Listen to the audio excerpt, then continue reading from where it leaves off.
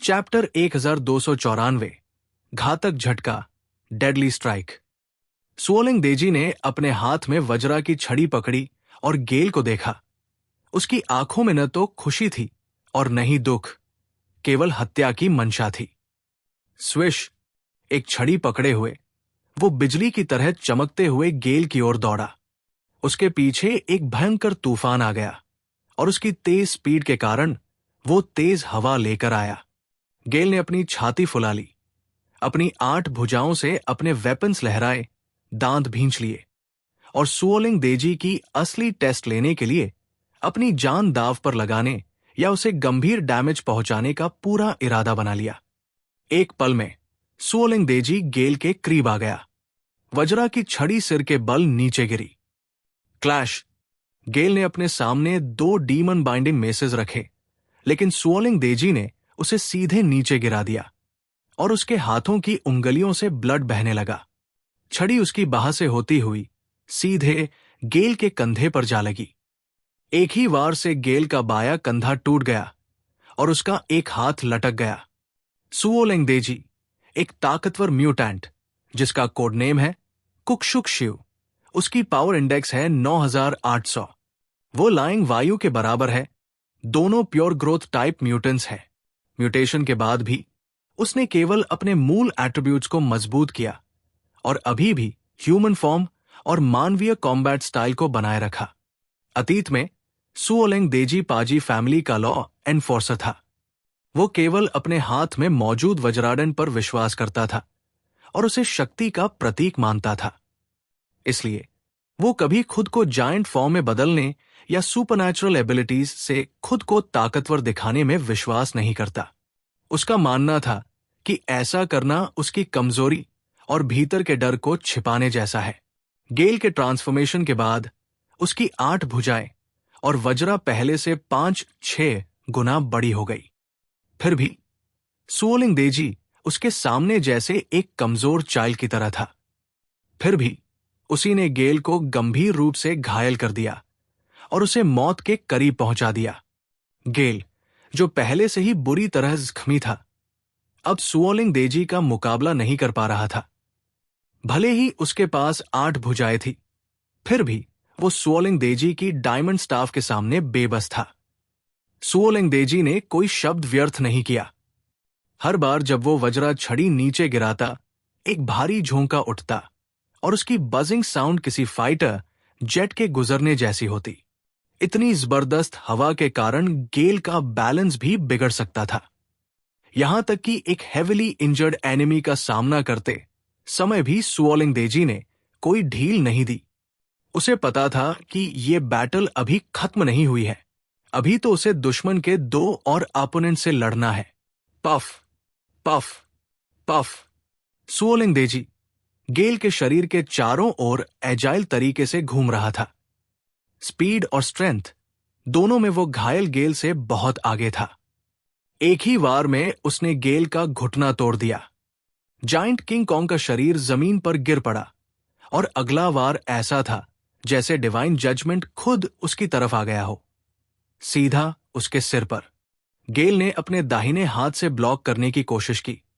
तभी क्रैक की आवाज आई और उसका हाथ चकनाचूर हो गया। आधा हाथ बाहर की तरफ झूल गया और ब्लड बहने लगा। सुओलिंग देजी ने एकदम ठंडे दिमाग से अपनी वज्रा स्टाफ को उल्टा घुमा दिया और उसका शार्प एंड सीधे गेल के सिर पर मारा। इस समय जमीन पर घुटनों के बल झुका हुआ गेल अचानक अपना मुंह खोला और गोडोंग को जोर से काट लिया। क्रैक! बैटलफील्ड में तीखी आवाज गूंज उठी और गेल ने अपनी पूरी डेस्परेशन में वज्रा स्टाफ को अपने दांतों से काट लिया। सुओलिंग देजी की ताकत इतनी ज्यादा थी कि उसके दांत टूटकर गिरने लगे, लेकिन गेल ने हिम्मत नहीं हारी। उसने जान लगाकर वो वज्रा दांदा काट लिया। सुओलिंग देजी को इसका अंदाजा भी नहीं था। वो खुद ऐसा करने की हिम्मत नहीं कर सकता था, क्योंकि अगर ऐसा करते वक्त फेल हो जाते तो सिर सीधा छेद दिया जाता। उन्होंने जेल के दृढ़ संकल्प को कम करके आका। जेल जानता था कि वो मरने वाला है, इसलिए वो स्वाभाविक रूप से अपनी लाइफ का किसी चीज से आदान प्रदान कर सकता था। उदाहरण के लिए सोलेंग देजी की चोट। पफ, वज्रा की छड़ी गेले के दांतों को चीरती हुई उसके गेल में जा लगी और उसके साथ साथ ब्लड बहने लगा। लेकिन उसी समय गेले ने अपने सामने खड़े सोलेंग देजी को अपनी बाहों में कसकर पकड़ लिया। गर्रर, अपने टूटे गेल से गेलू ने ऐसी चीख मारी जो पूरी तरह से अमानवीय थी। उसकी भुजाएं गुब्बारे की तरह फूल गई और फिर उसने अपनी पूरी ताकत लगाकर सोलेंग देजी को पकड़ लिया। जब कोई व्यक्ति मृत्यु के कगर पर होता है तो उसकी शक्ति उसकी सीमाओं को पार कर सकती है। सोलेंग देजी का चेहरा तुरंत पीला पड़ गया। यद्यपि उसका शरीर मजबूत था, फिर भी उसे ऐसा लग रहा था मानो 2 लोहे की पट्टियों से जकड़ दिया गया हो। प्रंचन बाल ने उसके शरीर को दबा दिया, जिससे उसके आंतरिक अंग मुड़ गए। सोलेंग देजी भी गुस्से में आ गए। उन्होंने हाथ में पकड़ी वज्राडन से पूरी ताकत लगाई। एक पफ की साउंड के साथ यह सीधा गेले के सर में घुसा और पीछे से निकल गया। गेले की मृत्यु हो गई, लेकिन उसकी आंखें खुली रहीं और उसकी बहन अब भी सोलेंग देजी को जकड़े हुए थी। सोलेंग देजी चिल्लाया, हां, और उसके मुंह से ब्लड निकल आया। वो लाश से छूटने की बहुत कोशिश करता रहा, लेकिन उसका चेहरा साफ पीला पड़ गया था। ऐसे दृश्य को देख पजी गेसंग की प्यूपिल्स अचानक सिकुड़ गई। ओ नहीं, जिस चीज से वो सबसे ज्यादा डरता था वही हो गया।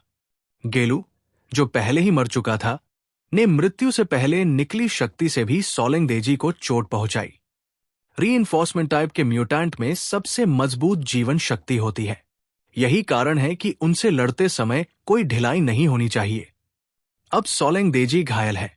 भले ही चोट ज्यादा भारी न हो, लेकिन अगली फाइट कठिन होगी। यह साफ है कि पहली फाइट में सोलेंग देजी को नुकसान हुआ है। दूसरी ओर तीनों अलायंस आर्मीज में हर किसी के चेहरे पर स्माइल थी। पूछ परिवार का पहला एलियन भी घायल हो गया। ऐसा लग रहा था कि अगली बैटल हमारी जीत होगी। लैमिन ओजू ने गेले की तरफ देखा जो युद्ध में मारा गया था। उनके दिल में दुख था, लेकिन चेहरे पर कोई एक्सप्रेशन नहीं। बस उन्होंने अपनी पीठ सीधी कर ली। मेरे लैमिन परिवार का बेटा ऐसा ही होना चाहिए, ज़्याजा ग्यात्सो ने मुस्कुराते हुए कहा।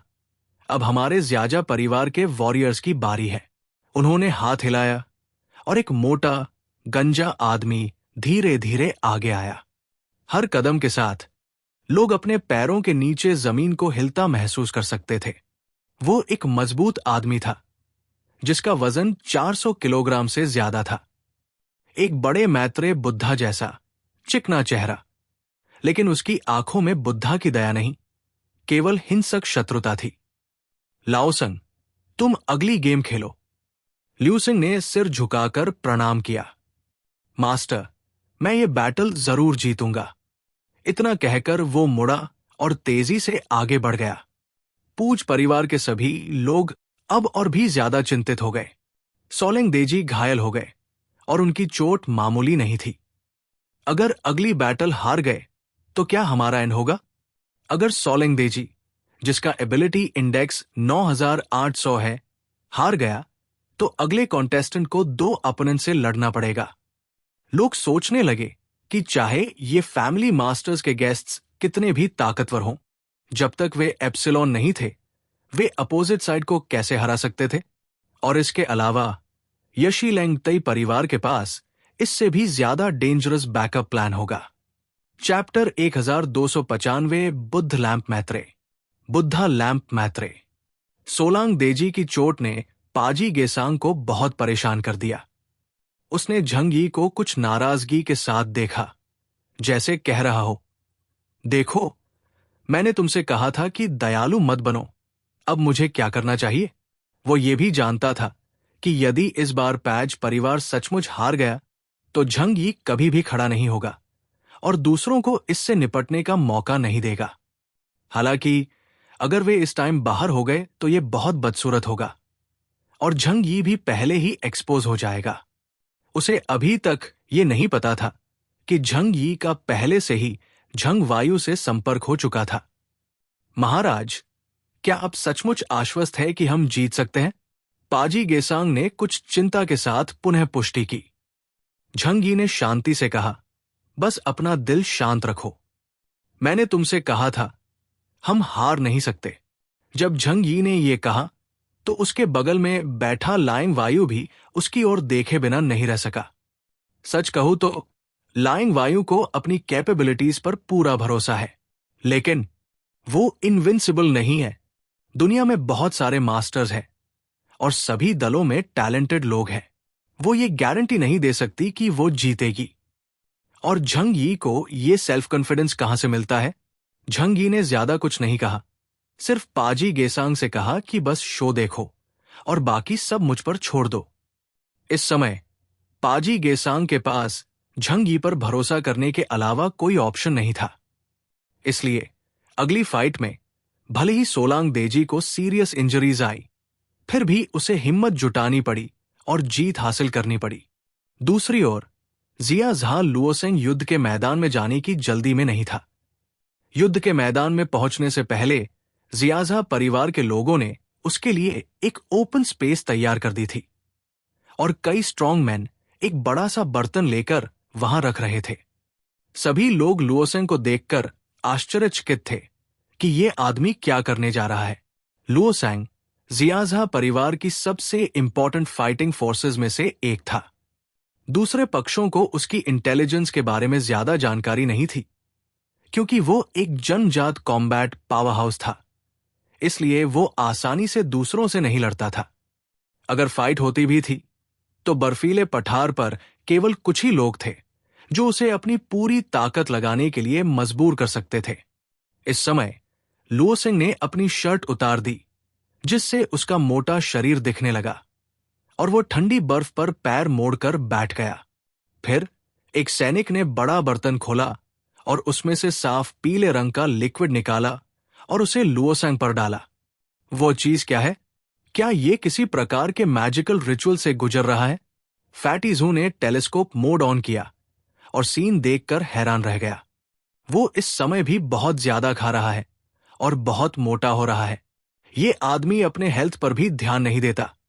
वो मुझसे भी बदतर है। जब फैटी ज़ू ने किसी ऐसे व्यक्ति को देखा जो उससे मोटा था, तो वो बहुत प्राउड महसूस करने लगा, जैसे कह रहा हो कि मैं इससे तो स्लिम ही हूं। पाजी गेसांग ने गंभीरता से कहा, यह तेल है। वो अपने ऊपर घी डाल रहा है। यह सुनकर झंग यी और दूसरे लोग थोड़ा हैरान रह गए। क्या वो खुद को इग्नाइट करने की तैयारी कर रहा है?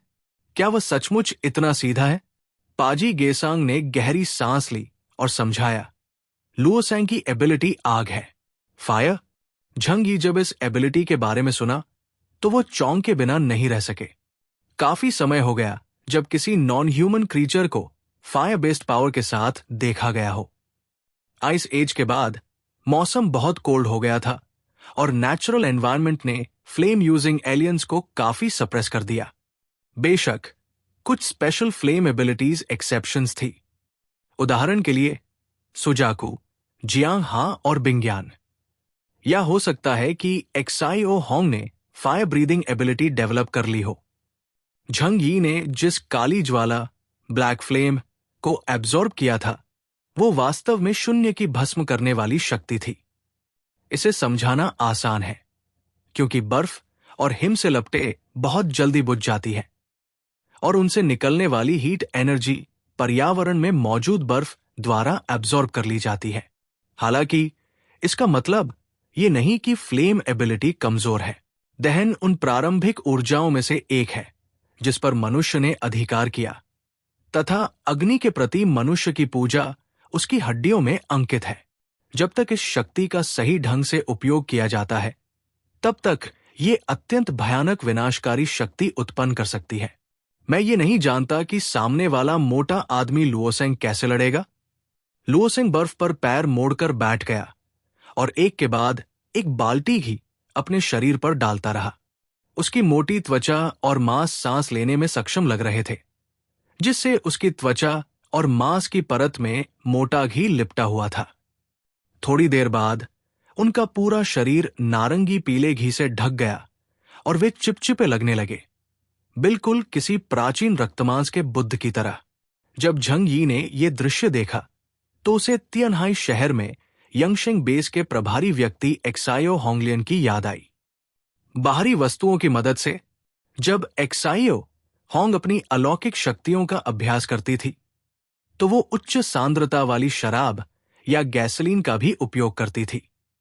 ऐसा लगता है कि इस मोटे आदमी में एक्सायो होंगलियन जैसी ही क्षमताएं हैं। निश्चित रूप से इसके बाद जो हुआ उसने झंग यी के अनुमान की पुष्टि कर दी। एक व्यक्ति के बराबर ऊंचे विशाल तेल टैंक में मौजूद घी का 1/3 हिस्सा लुओसेंग के शरीर पर डाला गया। जब उसका पूरा शरीर घी से भर गया तो वो धीरे से खड़ा हुआ, दोनों हाथों से घी का बर्तन उठाया और फिर उसे अपने बड़े मुंह में डाला। बिल्कुल ये वैसा ही है जैसा मैंने सोचा था। झंग यी यही रुकना चाहता था और उसने पजी जसेंग से कुछ कहा। हालांकि ये जानकारी का एक छोटा सा टुकड़ा था, लेकिन पाजी जैसिंग ने लापरवाही बरतने की हिम्मत नहीं की और जल्दी से सोलेंग देजी को बता दिया। ये सुनकर सोलेंग देजी की भौहें थोड़ी सिकुड़ गई। उन्होंने वज्रा दांदा अपने हाथ में लिया, कुछ देर सोचा, पूरे युद्ध क्षेत्र को देखा, फिर अपने पैरों के नीचे की जमीन को देखा और कुछ विचार मन में आए। इस समय लुओसेंग, जिसने अपनी तैयारी पूरी कर ली थी, अंततः युद्ध के मैदान में आ पहुंचा। यह कोई प्रतियोगिता नहीं है, किसी को भी शुरुआत करने की जरूरत नहीं है। एक बार युद्ध के मैदान में 2 लोगों में से एक को गिरना होगा। लुओसेंग का विशाल शरीर चिपचिपे घी से ढका हुआ था। उसने अपने गंजे सिर को छुआ और अचानक अपना मुंह खोल दिया। मुंह एक ऐसे कोण पर खुलता था जिसकी कल्पना करना मनुष्य के लिए कठिन था, जैसे सियार, बाघ या तेंदुए का मुंह। एक अत्यंत तीखी गर्जना तेज हवा के साथ पूरे बर्फ क्षेत्र में फैल गई। सोलेंग देजी पर तेज हवा चली और उसका चेहरा अचानक बदसूरत हो गया। मुंह से दुर्गंध आना। दोनों खेमों के लोग। हालांकि सोलेंग देजी ने जो कहा वो संभवतः सच था, लेकिन क्या ऐसी गंभीर स्थिति में ऐसा कहना सचमुच सच है, जहां जीवन और मृत्यु का निर्णय हो रहा हो? लुओसेंग ने अचानक अपना पेट थपथपाया और जोर से हंस पड़ा। जब वो हंस रहा था तो अचानक उसके शरीर में आग लग गई और धमाका हुआ। लेकिन लौ साधारण पीली नहीं, बल्कि सुनहरी थी। उसके पीछे एक सुनहरी ज्वाला का प्रभा मंडल उठ गया। वो जोर से हंसा, अपने पेट को थपथपाया और उसके पीछे एक सुनहरी रोशनी फैल गई, बिल्कुल किंवदंती में मैत्रेय बुद्धा की तरह। लुओसेंग, शजा परिवार का शीर्ष योद्धा, विशेष क्षमताओं वाला एक उपयोग करता है और उसकी क्षमता का कोड नाम बुद्धा लैंप मैत्रेय है। योग्यता सूचकांक 9700 अंक। लुओसेंग ने अचानक अपनी मोटी भुजाओं से जमीन को सहारा दिया और उसका पूरा शरीर एक विशाल मांस की थैली जैसा हो गया। उसके मुंह से एक सुनहरी ज्वाला निकली जो वास्तव में बीच में से फट गई और फिर बाई और दाई ओर से युद्ध क्षेत्र की ओर बढ़ गई। सोलेंग देजी ने सभी परिवर्तनों के प्रति एकसमान रवैया अपनाया और लुओसेंग के तरीकों को ठंडी निगाहों से देखा। कुछ ही सेकंड बाद पूरे युद्ध क्षेत्र में चारों ओर भयंकर आग जल रही थी। ये आग का एक घेरा था जिसका दायरा लगभग 1 किलोमीटर था और लपटें लगभग 2 मीटर ऊंची थी। अगले ही पल लुओसेंग चारों पैरों पर खड़ा हो गया और उसका अत्यधिक मोटा शरीर चीते की तरह फुर्तीला हो गया और वो तोप के गोले की तरह सोलेंग देजी की ओर झपटा। सोलेंग देजी ने अपने पैरों को बर्फ में मजबूती से जमा लिया और वज्रा की छड़ी को अपने हाथों में कसकर पकड़ लिया। चैप्टर 1296 आग का गोला। लुओसेंग सोलेंग देजी की ओर दौड़ा। उसका शरीर एक विशाल आग के गोले की तरह हवा में जल रहा था। जैसे जैसे वो आगे बढ़ता गया, आग की लपटें और अधिक तीव्र होती गई। धीरे धीरे ये आग का गोला 4 या 5 मीटर व्यास वाले विशाल आग के गोले में बदल गया। इस तरह के हमले का सामना करते हुए सोलेंग देजी ने इसे आसानी से स्वीकार नहीं किया। बल्कि सावधानी से चकमा देने का विकल्प चुना।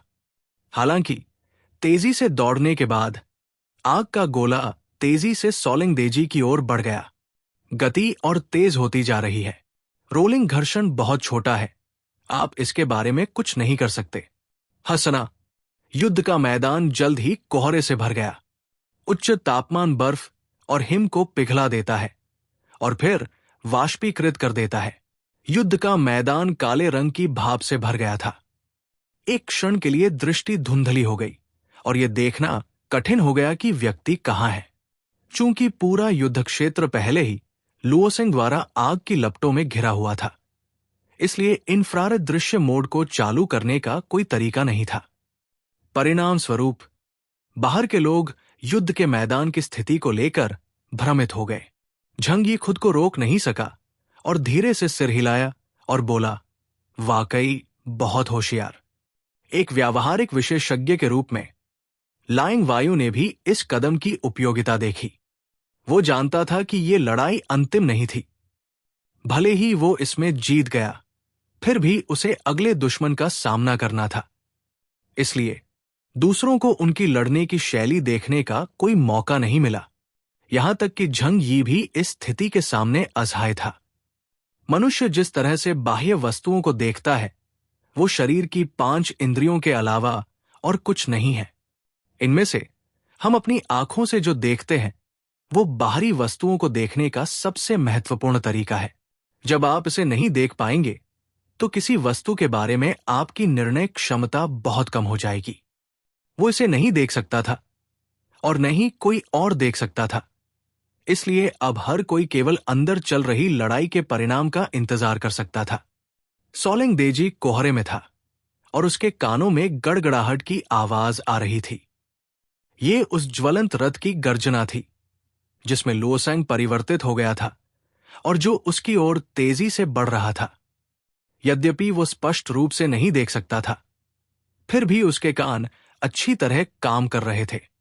एकमात्र दोष ये था कि लुओसेंग ने चारों ओर भारी मात्रा में ग्रीस छिड़क दिया था और वो आग की लपटों के साथ जल रहा था। इससे सोलिंग देजी के निर्णय पर बहुत बुरा असर पड़ा और उसकी आंखें लगभग बेकार हो गई। दूसरा बिंदु आपके पैरों के नीचे है। उच्च तापमान के प्रभाव में हमारे पैरों के नीचे की बर्फ भी तेजी से पिघल रही है। जल्द ही एक विशाल गड्ढा बन गया, जिसमें कोई झील नहीं बनी क्योंकि सारा पानी तेजी से वाष्पित हो रहा था। बूम! ज्वलंत रथ पुनः कोहरे से बाहर आ गया और जब वो निकट आया तो उसकी चमकदार सुनहरी लपटें अभी भी स्पष्ट दिखाई दे रही थी। सोलिंग देजी की आंखें अचानक केंद्रित हो गई। उसने लुओसेंग से सीधे भिड़ने और अपनी असली क्षमताओं का परीक्षण करने का निर्णय लिया। एक मजबूत उत्परिवर्ती के रूप में वो आमने सामने की टक्कर से डरता नहीं है। अपने हाथ में वज्रा की छड़ी को कसकर पकड़े हुए उस विशाल आग के गोले का सामना करते हुए जो उसकी ओर बढ़ रहा था, सोलिंग देजी ने दहाड़ लगाई और छड़ी को पार कर दिया। केवल इसी तरीके से बल के अनलोडिंग को सबसे बड़ी सीमा तक टाला जा सकता है।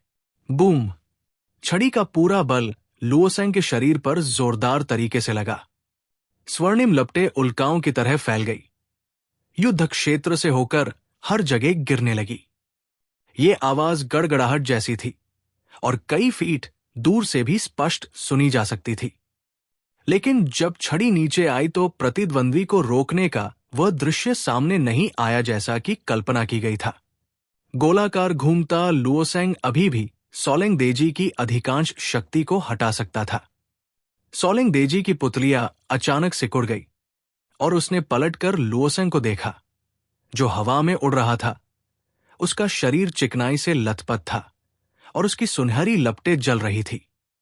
लुओसेंग के होठों पर मैत्रेय बुद्धा जैसी मुस्कान थी, लेकिन उसमें व्यंग्य का भी भाव था। उनका शरीर मोटी चर्बी से ढका हुआ था और उस पर अस्थायी रूप से बड़ी मात्रा में घी डाला गया था, जो न केवल एक अच्छा ईंधन था, बल्कि त्वचा से भी स्रावित हो सकता था। इस तरह एक प्राकृतिक सुरक्षात्मक परत बनती थी। ये सोलिंग देजी जैसे मजबूत और शक्तिशाली एलियन के खिलाफ एक उत्कृष्ट बचाव था। पुकारना। लुओसेंग के जमीन पर उतरने के बाद उसने लुढ़कना बंद कर दिया, चारों पैरों पर खड़ा हो गया और अचानक लुओसेंग पर एक सुनहरी लौ उगल दी। लौ जब बाहर निकली तो रेशम के धागे की तरह लंबी और पतली थी, फिर धीरे धीरे मोटी हो गई और एक ही सांस में सैकड़ों मीटर दूर तक फैल गई। उच्च तापमान वाली लपटें सोलेंग देजी पर लक्षित थी, लेकिन सोलेंग देजी ने अभी अभी एक पुरानी चाल का प्रयोग किया था और वो अचंभित था। इसलिए वो केवल अपनी बाहों से ही उसे रोक सकता था और जल्दी से चकमा दे सकता था। हालांकि वो जहां भी छिपा, लुओसेंग की लपटें छाया की तरह उसका पीछा करती रही। जल्द ही उसकी दोनों भुजाएं काली पड़ गई। सोलेंग देजी ने अपने दांत पीस लिए और उसे भयंकर दर्द महसूस हुआ। अच्छे स्वास्थ्य के बावजूद भी वो अत्यधिक तापमान वाली लपटों का सामना नहीं कर सका। लुओसेंग को बहुत गर्व हुआ।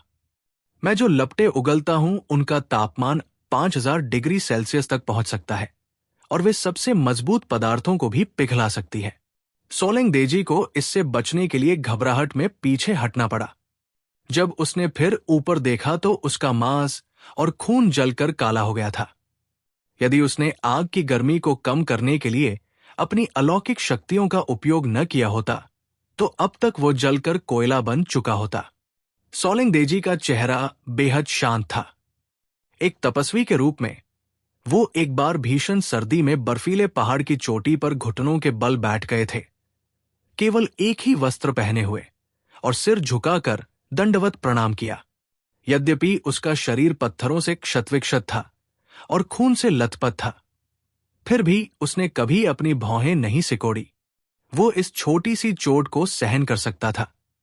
लेकिन इस समय जल के घातक प्रहार से हुई चोटों को अब और दबाया नहीं जा सकता था। जल भी एक मजबूत एलियन था और वो जानता था कि मजबूत लोगों की कमजोरियां कहाँ है। भले ही त्वचा, हड्डियां और मांसपेशियां दोषरहित बनाई जा सकती है, लेकिन शारीरिक कार्यों को बनाए रखने के लिए आंतरिक अंग अभी भी नाजुक है। इस प्रहार से सोलेंग देजी को आंतरिक चोटें आई। शुरुआत में इसे बलपूर्वक दबाया जा सकता था, लेकिन एक बार जब आप पूरी ताकत से लड़ना शुरू कर देंगे तो आपके आंतरिक अंगों में दर्द होने लगेगा। दो महारथियों के बीच ये द्वंद्व निस्संदेह घातक है। सोलेंग देजी का चेहरा ठंडा था और उसकी भुजाओं की मांसपेशियां उभरी हुई थी। इस शक्तिशाली एलियन की जीवन शक्ति और पुनर्योजी क्षमता भयावह थी। जलने से हुए घावों से रक्तस्राव नहीं होगा और इससे उसकी युद्ध क्षमता पर कोई प्रभाव नहीं पड़ेगा। लुओसेंग ने सोलेंग देजी को घूर कर देखा, लेकिन उसका चेहरा अभी भी मैत्रेय बुद्धा की तरह मुस्कुरा रहा था, जिससे लोग और भी अधिक भयभीत हो गए।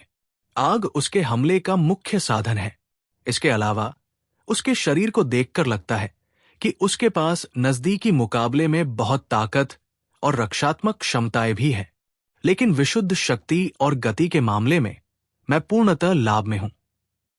तो हमें अपनी ताकत के अनुसार खेलना चाहिए और अपनी कमजोरियों से बचना चाहिए। सोलेंग देजी के घायल होने के बाद उसने तुरंत अपने दिमाग में एक रणनीति तैयार की। लुओसेंग का शरीर मांस की एक बड़ी गेंद में बदल गया था, जिसमें से सुनहरी लपटें प्रचंड रूप से जल रही थी, और वो फिर से लुढ़कने लगा। लेकिन इस समय सोलेंग देजी ने एक दहाड़ लगाई, अपने पैरों के नीचे की जमीन कुचल दी और लुओसेंग की ओर दौड़ पड़ा। इससे पहले कि वो पलट पाता, वो तेज गति से लुओसेंग की ओर भागा। शुरुआत में आप दूरी के लाभ का उपयोग अपनी गति बढ़ाने और आगे बढ़ने के लिए करते हैं, लेकिन इतने मोटे शरीर के साथ इसे शुरू करना मुश्किल होगा, है ना? अगर मैं तुम्हें जाने नहीं दूंगा तो मैं देखूंगा कि तुम मुझे मारने के लिए क्या इस्तेमाल कर सकते हो। चैप्टर 1297 हथियार आत्मा। सोलेंग देजी ने लुओसेंग की अटैक स्ट्रैटेजी की विशेषताओं को समझ लिया था। लुओसेंग का इंपैक्ट उसकी रोलिंग स्पीड के बाद की मोमेंटम से आता था, लेकिन उसकी अपनी शक्ति निश्चित रूप से सोलेंग देजी से अधिक नहीं थी। इसलिए उसका मंत्र बाधित कर दिया गया।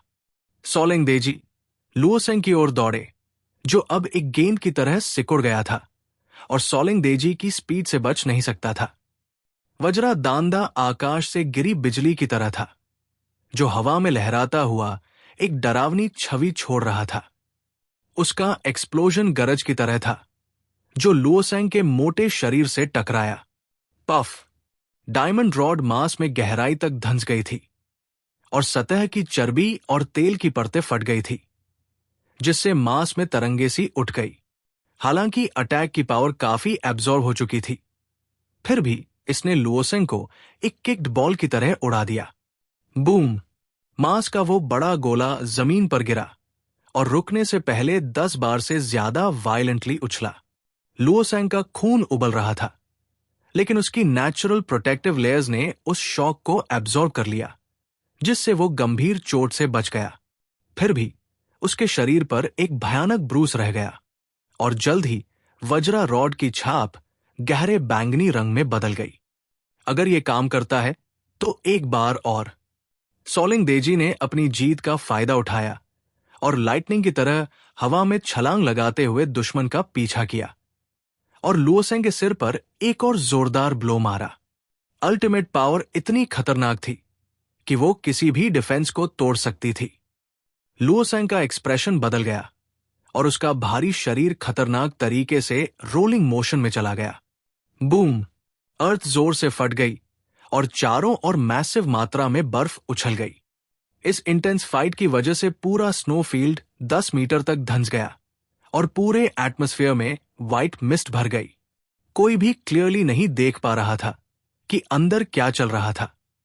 झंगी का चेहरा शांत था, लेकिन उसने लाइंग वायु से कहा, स्टेज पर जाने की तैयारी करो, अब तुम्हारी बारी है। लाइंग वायु ने पूछा, क्या तुम्हें लगता है कि सोलिंग देजी हार सकते हैं? झंगी ने शांति से उत्तर दिया, हाईली लाइकली है कि हम हार जाएंगे। ये सोलिंग देजी की शक्ति पर संदेह नहीं था, बल्कि उसकी इंटरनल इंजरीज की स्थिति पर चिंता थी। रिमोट अटैकर्स जैसे एलियन के लिए इंटरनल इंजरीज को मेडिसिन और विल पावर से सप्रेस किया जा सकता है, लेकिन एक क्लोज रेंज म्यूटेंट वॉरियर जब भी एक्सट्रीम एफर्ट करेगा, चोटें फिर उभर आएंगी। शुरुआत में आप उन्हें दबा सकते हो, लेकिन बाद में आप खुद पर कंट्रोल नहीं रख पाओगे। वुश! मिस्टी बैटलफील्ड से ब्लेजिंग फायर की एक लहर ऊपर उठी, जिससे डेंस फॉग का एक बड़ा हिस्सा हट गया। कुछ समय के लिए लोग अंदर का दृश्य साफ देख पाए। सोलिंग देजी अपने हाथ में वज्रा रॉड पकड़े हुए खड़े थे। उनका टॉल और मैजेस्टिक शरीर एक ब्लैक आयरन टावर की तरह लग रहा था। उनके पैर जमीन में गड़े हुए थे, एक इमूवेबल वज्रा की तरह। जहां तक लुओसेंग की बात है, वो बुरी तरह थका हुआ और लड़खड़ाता हुआ दूर दिखाई दिया। उसके मोटे शरीर पर 3 गहरे पर्पल ब्रूजेस थे, जो बेहद भयानक लग रहे थे। मांस और खून का वो हिस्सा पूरी तरह नष्ट हो चुका था। अगर उसके पास इतनी फैट न होती, तो ये अटैक्स उसके इंटरनल ऑर्गन्स को डैमेज कर देते। यही कारण है कि प्राचीन काल में कई मिलिट्री जनरल्स बड़े पेट वाले होते थे, क्योंकि फैट एक नेचुरल बफर का काम करता है। लड़ाई के कॉन्टेक्स्ट में ये एक्चुअली एक टैक्टिकल एडवांटेज था। इस समय की स्थिति को देखकर स्पष्ट है कि सोलिंग देजी का अपर हैंड है। पड्स परिवार के प्राइवेट सोल्जर्स की आंखें चमक उठीं, जैसे उन्हें जीत की आशा दिखने लगी हो। लॉर्ड सोलिंग देजी वाकई में एक्सपेक्टेड से भी ज्यादा शानदार है। ये हमारे पुर्ज परिवार का नंबर 1 योद्धा है। उसे कौन हरा सकता है? हो सकता है कि लॉर्ड सोलिंग देजी एक साथ तीनों को हरा दे। तब ये बैटल और भी थ्रिलिंग हो जाएगी। पुर्ज परिवार के प्राइवेट सोल्जर्स ने में तू की कल्पना को सच मानना शुरू कर दिया। झंगी और लाइंग वायु ने फील्ड पर सोलिंग देजी को देखा, लेकिन उन्हें सिचुएशन ज्यादा होपफुल नहीं लगी। सोलिंग देजी, जो बाहर से ठीक लग रहे थे, चलते वक्त अनकॉन्शियस तरीके से अपना पेट पीछे खींच रहे थे। ये बात झंगी और बाकियों से छुप नहीं सकी। सोलिंग देजी की इंटरनल चोटें अब ज्यादा सीरियस होती जा रही थी और उन्हें मैदान में फाइट जारी रखने के लिए खुद को जबरदस्ती कंट्रोल करना पड़ रहा था। अगर वो जल्दी से लाओजंग को डिफीट नहीं करते, तो ये बैटल जितनी लंबी चलेगी, उनके लिए उतनी ही पेनफुल होगी। लेकिन वो इस चिकने आदमी को कैसे हरा सकते हैं जिसके पास हंड्रेड्स ऑफ पाउंड्स फैट का बफर है? सोलेंग देजी की भौहें उठ गई। उन्हें पता था कि उनके शरीर की चोटें अब बाहर आने वाली है। हमें इसे जल्दी खत्म करना होगा। उन्होंने सामने खड़े लाउजंग की ओर देखा और अपने हाथ में पकड़े वज्राडन को धीरे से घुमाया। अगले ही मोमेंट उन्होंने जमीन पर अपना पैर पटका और कैनन बॉल की तरह लाउजंग की ओर दौड़ पड़े। इस बार उनके हाथ में पकड़ा वज्रादंड एक भाले स्पीयर में बदल गया और उन्होंने उसके दूसरे सिरे से लाउजंग पर हमला शुरू किया। लाउजंग को भी सोलेंग देजी की डेस्परेट इंटेंट का एहसास हो गया था, लेकिन उसके चेहरे पर अब भी एक हल्की सी मुस्कान थी। उसने अपनी बाहें फैला दी और उसके शरीर से और भी ज्यादा टेरिफाइंग लपटें निकलने लगी। एक के बाद एक आग की लहरें एक लंबे नाग की तरह लहराती हुई सोलेंग देजी की तरफ डसने लगी। इन ब्लेजिंग फ्लेम्स ने सोलेंग देजी के सारे बाल जला डाले, जिससे उनका सिर पूरी तरह बॉल्ड हो गया। लेकिन उन्होंने कोई डर नहीं दिखाया। इंटेंस हीट के बावजूद उन्होंने अपने हाथ में पकड़ी वज्रारॉड का इस्तेमाल आग को काटने में किया और बिना स्पीड कम किए सीधे लाउजंग की ओर दौड़ पड़े। लेकिन इस बार मीट बॉल जैसे मोटे आदमी ने डायरेक्ट कॉन्फ्रंटेशन नहीं चुना, बल्कि वो लिटरली एक गेंद की तरह पीछे की ओर बाउंस कर गया। ही तुम्हारी चोट अभी ठीक नहीं हुई है ना? अगर तुम इसी तरह लड़ते रहोगे तो जल्दी ही खून की उल्टी करने लगोगे। कौन अपनी जान तुम पर रिस्क करेगा? लाउजिंग ने पहले ही सोलेंग देजी की प्रॉब्लम देख ली थी। लाउजिंग को गेल की ताकत के बारे में अच्छी नॉलेज थी। वो जानता था कि अगर कोई अपने आखिरी दम तक फाइट करे तो सोलेंग देजी जैसे मास्टर भी सेवियरली इंजर्ड हो सकते हैं। इसलिए अब वो इस लड़ाई को धीरे धीरे लंबा खींचेगा। लाउजिंग ने खुद को पीछे हटाना शुरू कर दिया और लॉन्ग रेंज से हाई टेम्परेचर फ्लेम्स के जरिए सोलेंग देजी पर अटैक करने लगा। झंग यी ने देखा कि जैसे जैसे वो व्यक्ति पीछे हट रहा था, उसका शरीर थोड़ा पतला होने लगा, थोड़ा स्लिम होता जा रहा है। इसका मतलब है वो अपने शरीर में फैट जमा कर रहा है, खुद को एक ऑल टैंक की तरह यूज कर रहा है। झंग यी ने अपनी थोड़ी सहलाई और बोला, इंटरेस्टिंग। लेकिन फिर उसने अपने पास खड़ी लाइंग वायु से कहा, तैयार रहो, जल्द ही तुम्हारी बारी आने वाली है। लाइंग वायु ने अपने हाथ में एक लंबा नाइफ पकड़ा हुआ था। अपनी आइडेंटिटी छुपाने के लिए ये लॉन्ग मिंग नहीं बल्कि एक और एडमेंटियम मेटल का हथियार था। ओह, और इसे ले जाना मत भूलना। जैसे ही झंग यी ने यह कहा, उसने हुआ को अपने कंधे से उठाया और लाइंग वायु की गोद में रख दिया। लाइंग वायु चौंक गई। वो एक्सप्रेशनलेस होकर हुआ को देखने लगी। तुम क्या कर रहे हो? झंग यी ने एक फैक्चुअल टोन में जवाब दिया, एक ऐसे व्यक्ति के तौर पर जो बीस्ट्स को कंट्रोल कर सकता है, तुम्हारे लिए फाइट में जाते हुए एक बैटल पेट साथ ले जाना लॉजिकल है ना? इस पल तक लाइंग वायु को आखिरकार समझ आ गया कि झंग यी को जीत को लेकर इतना कॉन्फिडेंस क्यों था। क्योंकि स्ट्रेंथ के मामले में हुआ जिसने अपना जीन लॉक अनलॉक कर लिया है, लाइंग वायु से कहीं ज्यादा पावरफुल है। अगर ये कॉम्बिनेशन सामने आता है तो ये लिटरली एक बग लेवल कॉम्बो होगा। लाइंग वायु कुछ देर तक स्पीचलेस रही और आखिरकार बोली, मैंने सोचा था कि आप मुझे 1,00,000 में एक टैलेंटेड इंसान मानते हैं। झंग यी ने हंसते हुए हुआ की तरफ इशारा किया, मानता हूं, लेकिन भले ही आप एक जीनियस हो, एक स्पिरिचुअल वेपन तो साथ देना ही चाहिए, है ना? Chapter 1298 smart log. युद्ध के मैदान में सोलेंग देजी और लाउजिंग के बीच लड़ाई अब भी जबरदस्त इंटेंसिटी के साथ जारी थी। सोलेंग देजी एक शिकारी की तरह था, जिसने हाथ में वज्रादंड थाम रखा था और लगातार लाउजिंग का पीछा कर रहा था। लाउजिंग जानता था कि क्लोज कॉम्बैट उसकी एबिलिटीज के फुल पोटेंशियल के लिए सही नहीं है, इसलिए वो लगातार घूमता रहा और दूर से फाइट करता रहा। हाई टेम्परेचर फ्लेम्स का इस्तेमाल करते हुए सोलेंग देजी पर हमला करता रहा। दोनों वॉरियर्स की ताकत लगभग बराबर थी, लेकिन सोलेंग देजी के शरीर में मौजूद अंदरूनी चोटें एक टिकिंग टाइम बॉम्ब जैसी थी। कोई नहीं जानता था कि वो कब फट पड़ेंगी। इसी वजह से सॉलिंग देजी को अपने दर्द को दबाना पड़ा और वो फाइट को जल्दी खत्म करना चाहता था। स्पीड और स्ट्रेंथ में वो लाओजिंग से बेहतर था और आखिरकार उसने लाओजिंग को पकड़ ही लिया। उसने अपने वज्रादंड को क्रूरता से घुमाया और लाओजिंग की बॉडी पर जोर से दे मारा। लाओजिंग के पास अब पीछे मुड़ने और अपनी पीठ से ही सॉलिंग देजी का हमला झेलने के अलावा कोई और ऑप्शन नहीं था। धड़ाम! जमीन पर एक भारी गूंज सुनाई दी, जैसे बिजली बिना चमके गिरी हो। लाओजिंग की पीठ पर फैट वेव्स की तरह हिल रही थी, लेकिन वो सॉलिंग देजी के फुल स्ट्रेंथ अटैक को एब्जॉर्ब नहीं कर सकी। वज्रादंड इतनी तेजी से घुमा कि उसने उसकी पीठ को एक तेज तलवार की तरह चीर दिया। खून बिखर गया। लाओजिंग ने दर्द से कराहते हुए खुद को आगे फेंका, लेकिन सॉलिंग देजी अब रेज मोड में था। उसने पीछा नहीं छोड़ा और लगातार वज्रादंड से हमला करता रहा। आसपास ब्लेजिंग फ्लेम्स थी और बीच में वज्रादंड बार बार लाओजिंग की पीठ पर पड़ रही थी। आह! एक और वार और फिर से फ्लेश फट गया। इतना मोटा आदमी भी अब रोने की हालत में था। उसका वजन कई सौ पाउंड था, लेकिन फिर भी वो और तेज दौड़ने लगा। लाओजिंग को भी पता था कि सॉलिंग देजी इस वक्त अपनी हद से ज्यादा लड़ रहा है, लेकिन वो भी उसके साथ मरना नहीं चाहता था।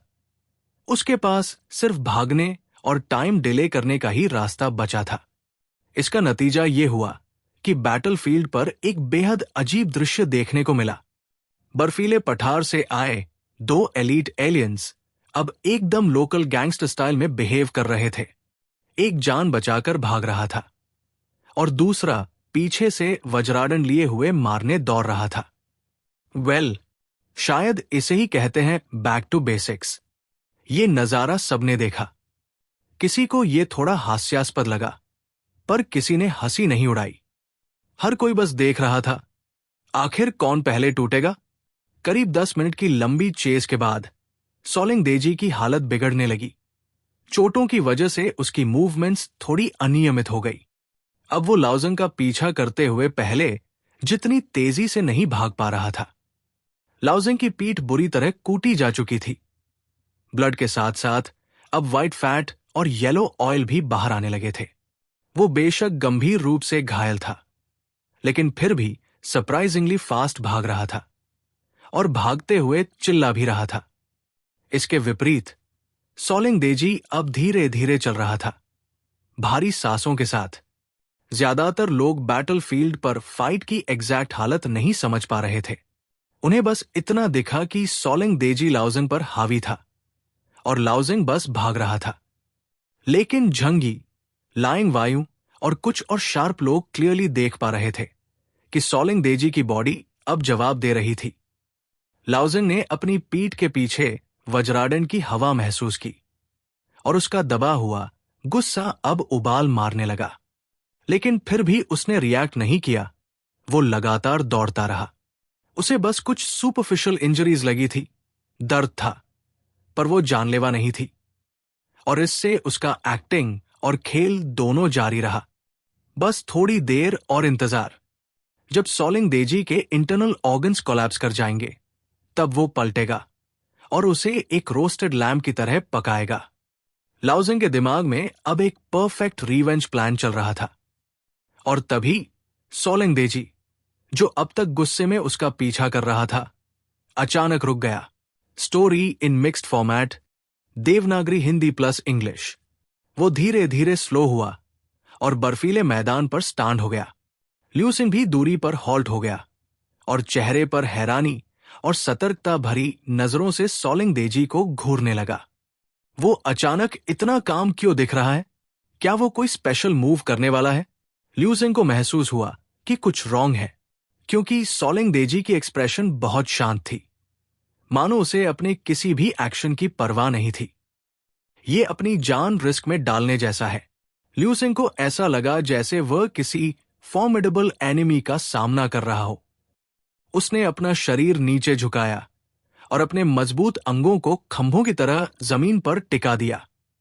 गहरी सांस लेने के बाद उसका शरीर बलून की तरह फूल गया। उसका पहले से ही भारी शरीर सच में डबल हो गया। ये उसकी डिफेंसिव स्टांस थी। चाहे उस पर कोई भी तरह का अटैक हो, वो इस फैट बिल्ड बॉडी का उपयोग प्योर नेचुरल डिफेंस के रूप में कर सकता था। इस समय सोलिंग देजी ने अपना मुंह खोला और ऐसी आवाज में कहा जो ऊंची तो नहीं थी, लेकिन इतनी थी कि सभी सुन सके, मैं सरेंडर करता हूं। बैटलफील्ड में दोनों ओर कुछ सेकंड के लिए सन्नाटा छा गया। कोई कुछ नहीं बोला और लगभग सभी लोग मैदान में सोलिंग देजी को अनबिलीवेबल नजरों से देख रहे थे। कई लोगों को तो लगा कि वे शायद कोई हैल्यूसिनेशन देख रहे हैं। मैदान में मौजूद लूसेंग के लिए यह समझना मुश्किल था कि इस वक्त सोलिंग देजी कैसे हार मान सकते हैं। तुम जानते हो, अगर वो हार मानता है तो पूज परिवार में सिर्फ एक ही व्यक्ति बचेगा। जब वो व्यक्ति दोबारा आएगा तो उसे पहले ल्यूजिंग से फाइट करनी होगी और जीतने के बाद भी उसे तीनों अलायंस आर्मीज के फाइनल वॉरियर से लड़ना होगा। अब ल्यूजिंग की कॉम्बैट एबिलिटी अभी भी काफी स्ट्रांग है। क्या सोलिंग देजी उस व्यक्ति पर इतना कॉन्फिडेंट है जो अभी आने वाला है? ल्यूजिंग कुछ समझ नहीं पाया। जब झंग यी ने सोलिंग देजी को बिना पीछे देखे सेना की तरफ आते देखा तो उसने मुस्कुराया और सिर हिलाया। वो एक स्मार्ट आदमी है। सोलिंग देजी पाजी गेसांग का ट्रू लॉयलिस्ट है और उनसे अविभाज्य है। उसने सालों की ऑब्जर्वेशन और अनुभव से बहुत कुछ सीखा है, इसलिए वो कोई केयरलेस इंसान नहीं है। वो जानता है कि बिना मतलब मरने का कोई फायदा नहीं और सिर्फ जिंदा रहकर ही वो ज्यादा वैल्यू क्रिएट कर सकता है। सबसे जरूरी बात यह है कि वो पाजी परिवार में पाजी जैसेंग के अलावा इकलौता व्यक्ति है जिसे झंग यी की रियल आइडेंटिटी पता है। अगर आपके पीछे कोई एप्सिलॉन लेवल पावर हाउस है तो आप निश्चिंत रह सकते हैं। तब भले ही सोलिंग देजी को लगे कि वो बहादुरी से फाइट कर रहा है, उसे सिर्फ फूलिश ही कहा जाएगा। जब तक सोलिंग देजी वापस सेना में नहीं आ गया, पाजी जैसेंग के सामने नहीं आया और एक हाथ छाती पर रखकर सैल्यूट नहीं किया, तब तक पाजी परिवार को प्रेजेंट रियलिटी को स्वीकार नहीं करना पड़ा। कई लोग गुस्से में थे और उन्होंने सोलिंग देजी की कावर्डली एक्ट की निंदा की, लेकिन पाजी जैसेंग ने मुस्कुराते हुए कहा, तुमने अपनी तरफ से पूरी कोशिश की है। Very good. तुम अपनी स्ट्रेंथ को बचाकर रखना जानते हो। इतने सालों तक मेरा फॉलो करना व्यर्थ नहीं गया। पाजी जैसेंग के रिएक्शन से सभी लोग बहुत सरप्राइज थे। उन्होंने कोई एक्सप्लेनेशन नहीं दिया और सोलिंग देजी को ट्रीटमेंट के लिए नीचे जाने को कहा। सोलिंग देजी ने कहा, मेरा शरीर अभी भी टिक सकता है। मुझे उम्मीद है कि मैं पूरी फाइट देख सकूं। बोलते समय उसने झंग यी की तरफ देखा। वो ये जानने को भी उत्सुक था कि क्या झंग यी खुद आगे आकर इस बैटल में जीत सुनिश्चित करेगा। कुछ भी हो, टॉप लेवल प्लेयर्स के बीच मुकाबला जरूर होना चाहिए और वो इस स्पेक्टिकल को मिस नहीं करना चाहता था। अध्याय 1299 लियांग यू प्रकट होता है। आधा। सोलिंग देजी के अचानक सरेंडर करने से ल्यूजिंग हैरान रह गया। ये मैं जीत गया? वो सच में कॉन्फ्यूज था। असल में अगर सोलिंग देजी उससे पूरी स्ट्रेंथ से फाइट करता तो भी भले ही ल्यूजिंग जीत जाता, वो एक बहुत ही मुश्किल और दयनीय विक्ट्री होती। ये सब एलियन वॉरियर्स आईसी प्लेटों पर ही पले बढ़े थे। भले ही वे डायरेक्टली कॉम्बैट में कम इन्वॉल्व रहते थे, पर एक दूसरे की पावर को पहचानने की स्किल उनमें नैसर्गिक थी और सोलिंग देजी कोई लाइटली लेने वाला अपोनेंट नहीं था। लेकिन फिर अचानक ल्यूजिंग को गुस्सा आ गया।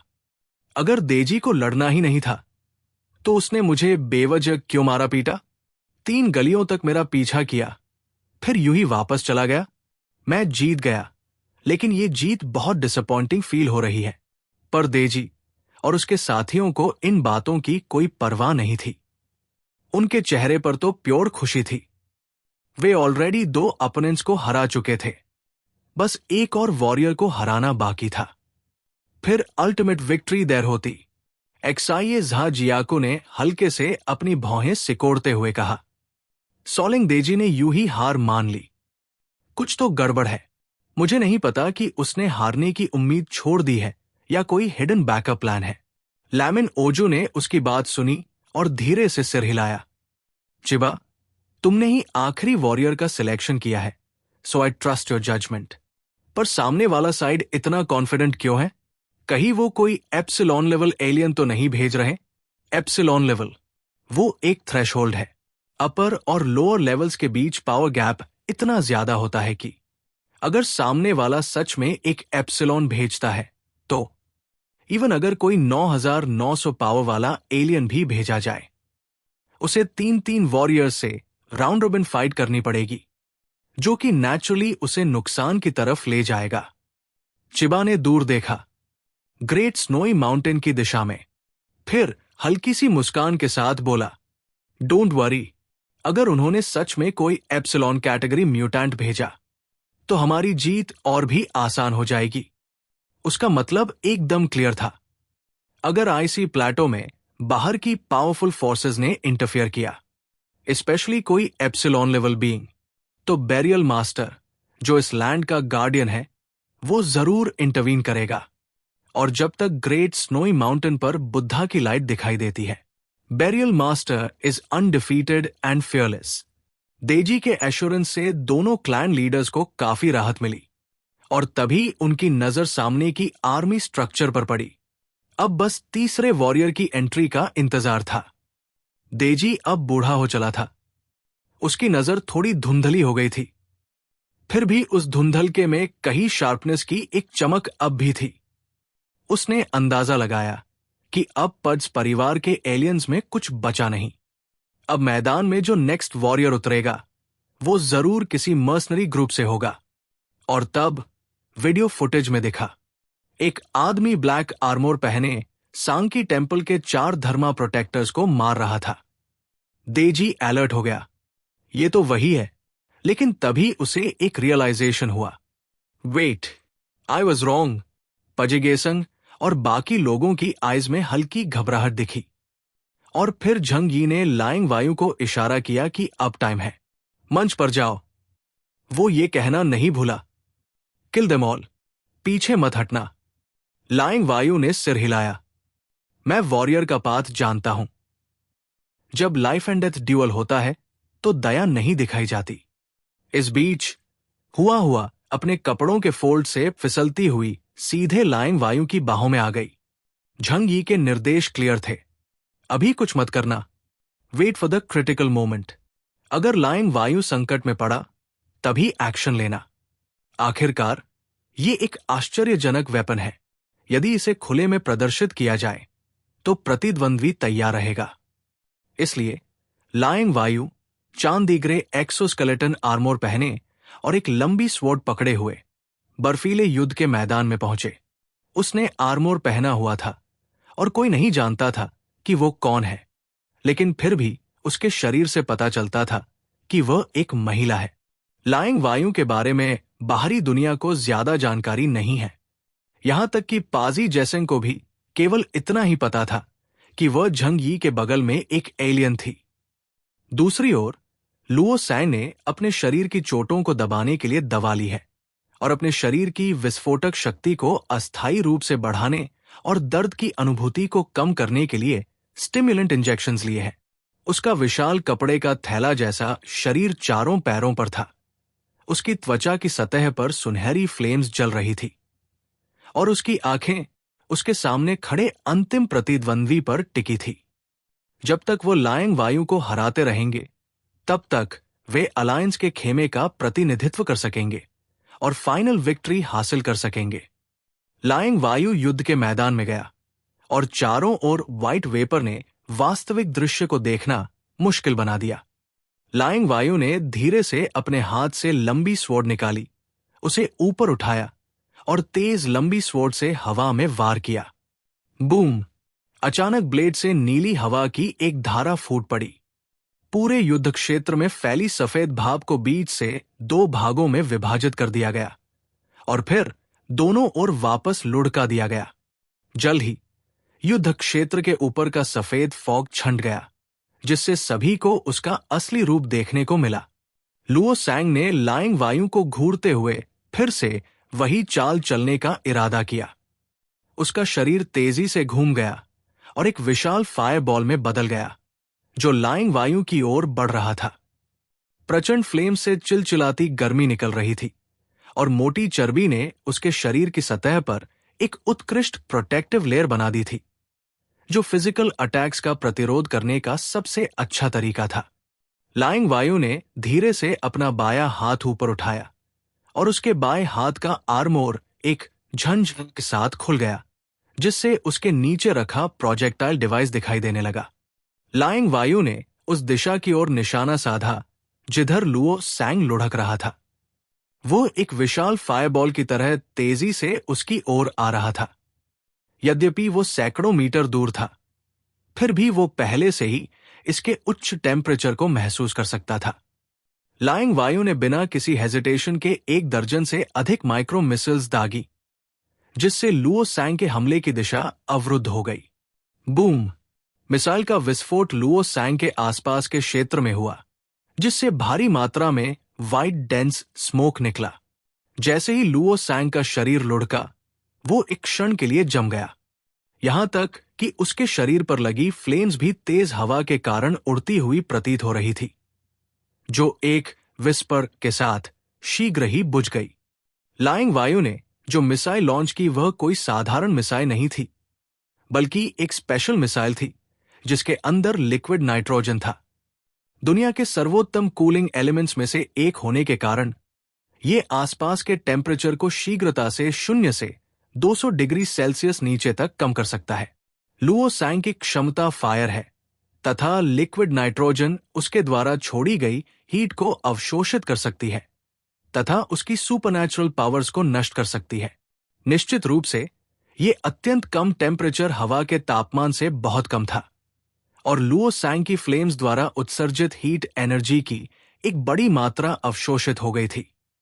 इसका परिणाम ये हुआ कि जब वो लाइंग वायु के सामने आया तो उसकी छोड़ी जाने वाली आग की शक्ति बहुत कमजोर हो गई। अपने सामने ह्यूमन बॉम्ब चैरियट का सामना करते हुए लाइंग वायु ने अपनी लंबी स्वॉर्ड से उसे अंधाधुंध नहीं काटा। लुओ सैंग की लुढ़कती मुद्रा त्वचा की सतह पर ऑयल के साथ मिलकर सभी कोणों से होने वाले फिजिकल अटैक्स को काफी हद तक कम कर सकती है। यदि आप जल्दबाजी में काम करेंगे तो आपको उसके शरीर से चोट भी लग सकती है।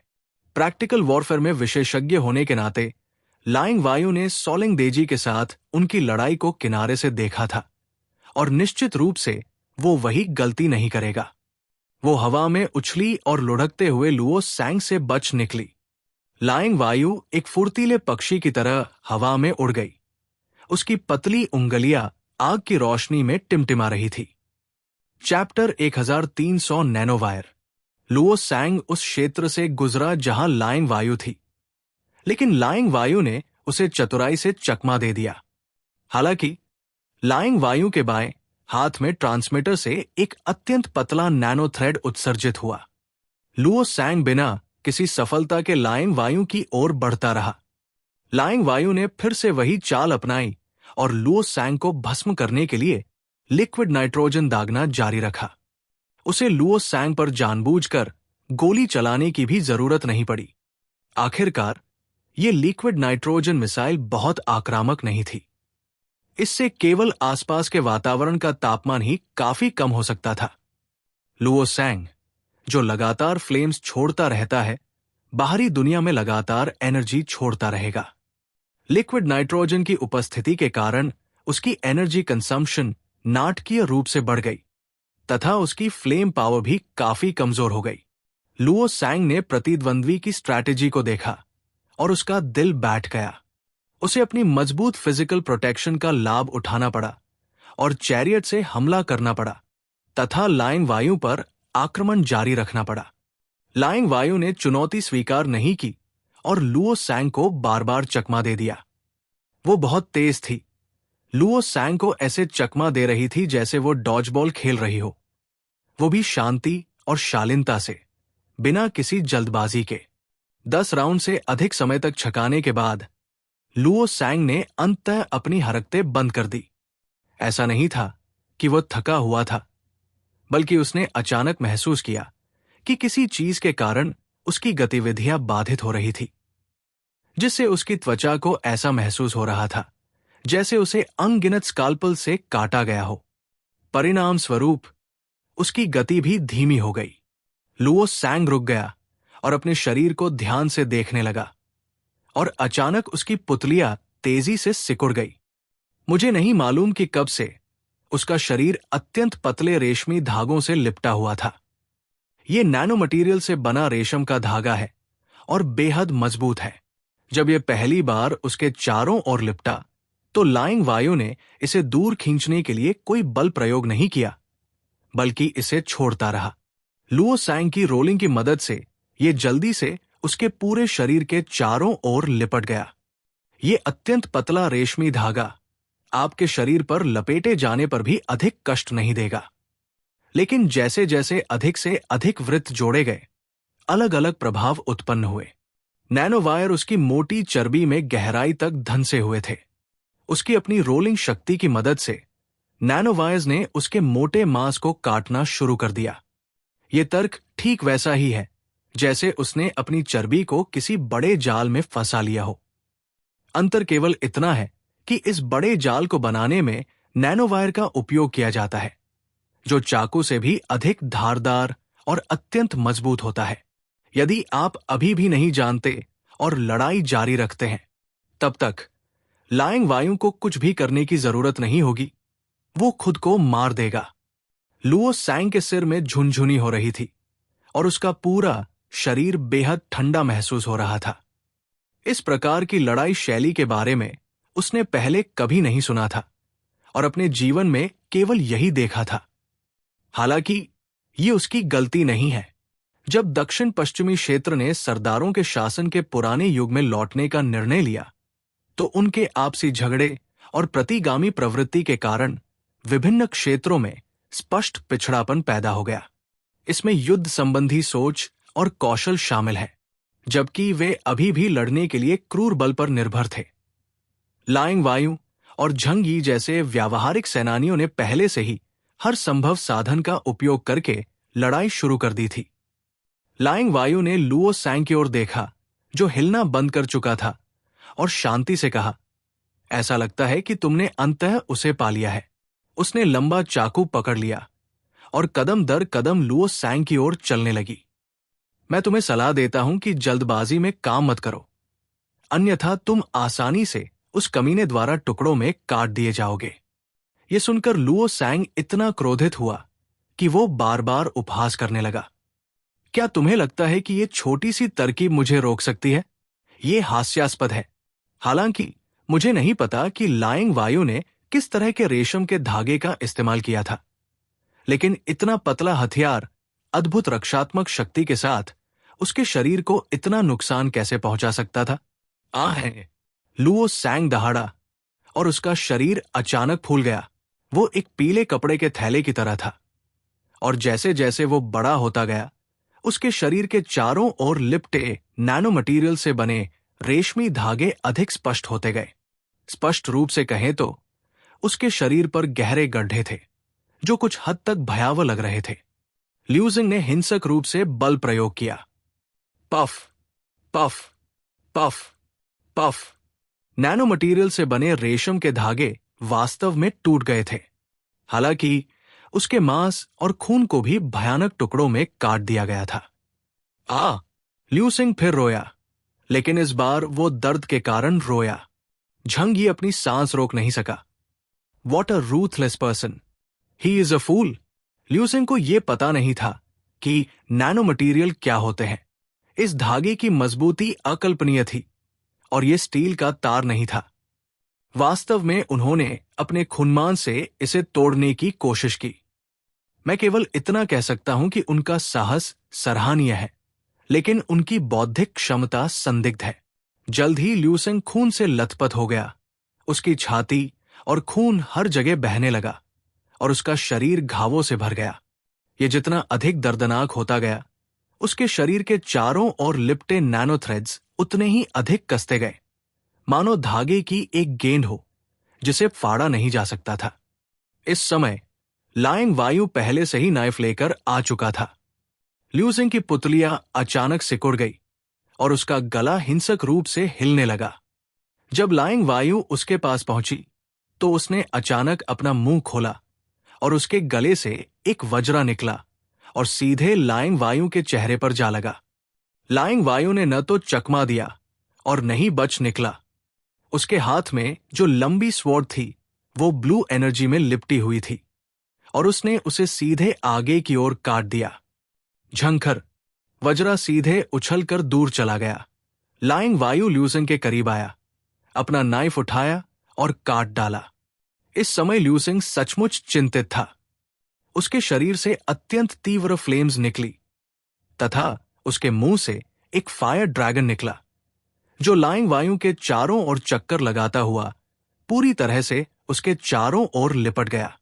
लेकिन जल्द ही लाइंग वायु की सिल्वर वाइट फॉर्म आग की लपटों से बाहर निकल आई। उसके शरीर पर लगा एक्सोस्केलेटन आर्मोर लू कैरन द्वारा स्वयं बनाया गया था और यह अत्यधिक उच्च और अत्यधिक निम्न दोनों तापमानों को सहन कर सकता था। ये तक कि हजारों डिग्री का उच्च तापमान भी कुछ समय के लिए सहन किया जा सकता था। इस समय लाइंग वायु पहले ही ल्यूसेंग के करीब पहुंच चुका था। वो अपने ही जाल में फंस गया था और लाइंग वायु द्वारा छोड़े गए नैनो थ्रेड्स उसके चारों ओर ढीले ढंग से लिपटे हुए थे। हालांकि जैसे जैसे वो लुढ़कता और संघर्ष करता रहा, ये अनियमित रूप से उलझे हुए नैनो थ्रेड्स और अधिक कसते गए, जब तक वो हिलने के लिए थोड़ी सी भी ताकत लगाता। उसके शरीर में गहराई तक धन से रेशम के धागे उसे काटते रहते, जिससे उसके पूरे शरीर में दर्द होता, मानो उसे धीरे धीरे काटकर यातना दी जा रही हो। Go to hell. लाइंग वायु की ठंडी आवाज मृत्यु के देवता की तरह आई। उसकी आकृति ल्यूसेंग के सामने आ गई है। उसके हाथ में पकड़ा हुआ लंबा नाइफ उसके मोटे पेट पर तान दिया गया था और उसने नीली आभा के साथ उस पर वार कर दिया। इस नाइफ की गति बहुत तेज थी। जब ल्यूसेंग, जिसकी गतिविधियां प्रतिबंधित थी, बचना चाहा तो नाइफ पहले ही हवा में उड़ चुका था तथा एक नीली छवि छोड़ गया था। ल्यूसेंग को पेट में ठंडक महसूस हुई। तभी वहां अकल्पनीय और भयंकर दर्द हुआ। पफ। लाइंग वायु ने सीधे अपने शरीर को पेट से 2 हिस्सों में विभाजित किया और बड़ी मात्रा में सामग्री तुरंत बाहर निकल गई। पीली छाती, चिकनी आंतें और आंतरिक अंग छाप के साथ जमीन पर फैल गए। लाइंग वायु ने जब हमला किया तो वो तेजी से 10 मीटर से अधिक पीछे हट गया और बड़ी मुश्किल से इन चीजों से बच पाया। हालांकि ये दृश्य देखने के बाद युद्ध के मैदान के दोनों ओर के लोगों को मतली महसूस होने लगी और यहां तक कि उन्हें उल्टी भी आने लगी।